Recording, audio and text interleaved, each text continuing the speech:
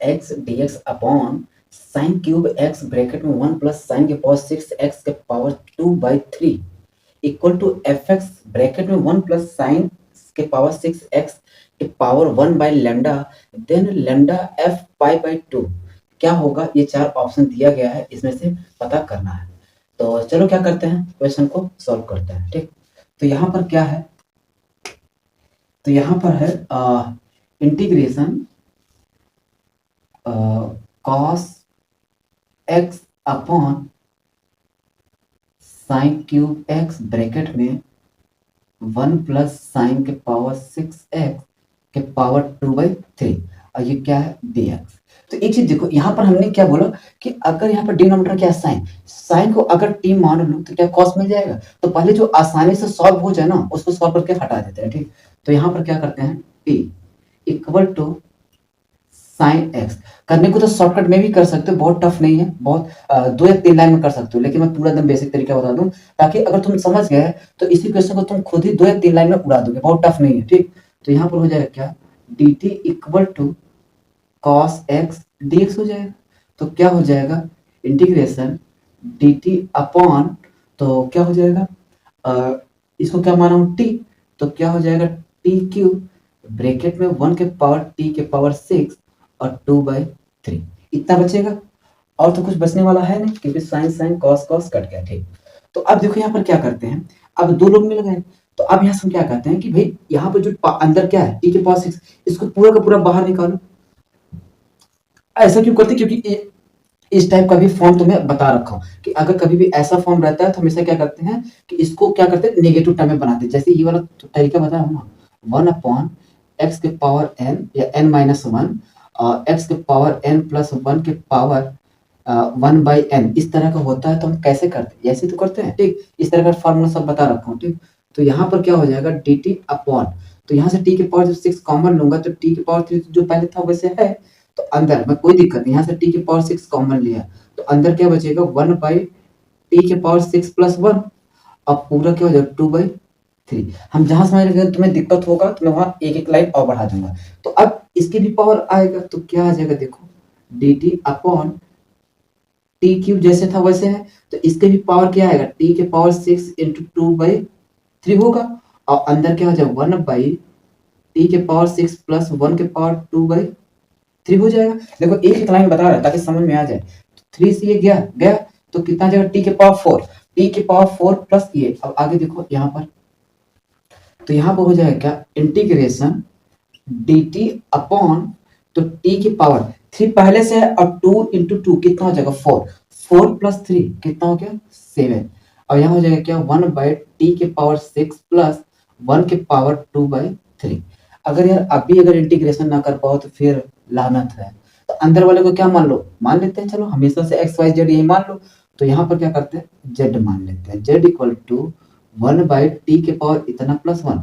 तो अगर मैं इसको डिफ्रेंशिएट कराऊं डी जेड तो क्या हो जाएगा, इसको अगर ऐसे ना लिखा ऐसे लिख दो कोई दिक्कत, टी के पावर -6 प्लस 1। तो इसको जब डिफ्रेंशिएट करोगे तो कितना चाहिए -6 टी के पावर -7 और कांस्टेंट का क्या हो जाएगा 0। तो ये हो गया क्या डी टी। मैं इसी को ऐसे लिख दूं कोई दिक्कत, टी के पावर 7 डी टी हो जाएगा, बिल्कुल हो जाएगा साहब। अच्छा यहाँ पर हमारा क्या है dt/7 है लेकिन -6 नहीं है, तो मैं क्या कहता हूँ यहाँ पर -6 से मल्टीप्लाई और -6 से डिवाइड, कोई दिक्कत, अब तो बन गया कोई दिक्कत नहीं। -1/6 बाहर चला आया और यहाँ बना क्या dz अपॉन, अंदर क्या बचेगा z के पावर 2/3।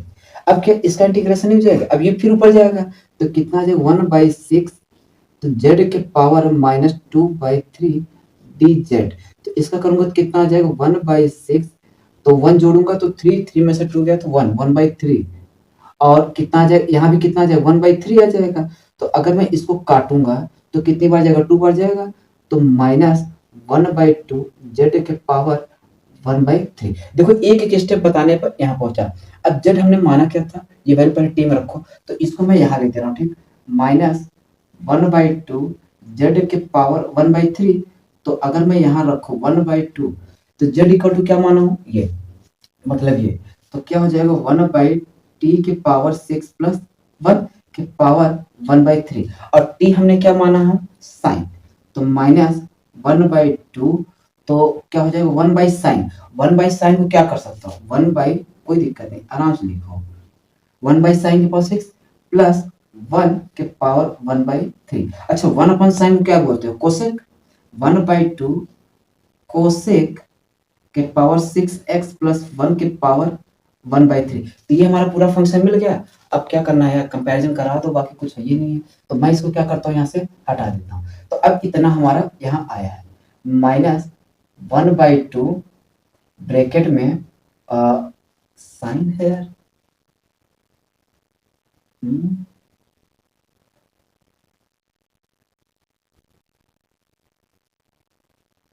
कहाँ गड़बड़ हो रहा है, एक बार देख लेते हैं कहीं गड़बड़ तो नहीं हुआ है।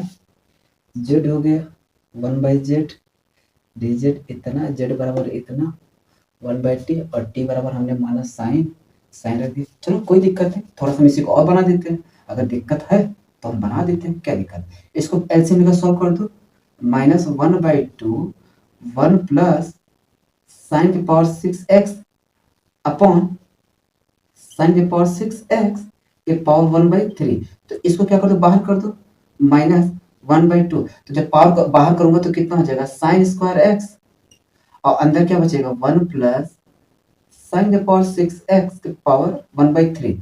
अब इसको यहाँ लिख दो, कोई दिक्कत नहीं, अगर वहां दिक्कत है तो यहाँ हम बना देंगे 1 upon sine square x bracket में 1 प्लस साइन के पावर 6x के पावर 1/3।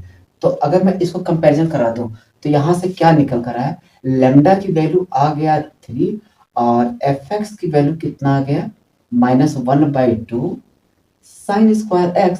बस वैल्यू में पुट कर दो तो कितना हो जाएगा, लैम्डा की वैल्यू हो गया 3, और f की वैल्यू कितना हो गया, -1/2, और साइन π/2 की वैल्यू कितना होता है, 1 इंटू 1 का स्क्वायर 1। तो आंसर कितना आ जाएगा, -3/2। कितना आएगा, -3/2। क्या भैया, ये तो आंसर आ ही नहीं रहा यार, तो इतना आ रहा है।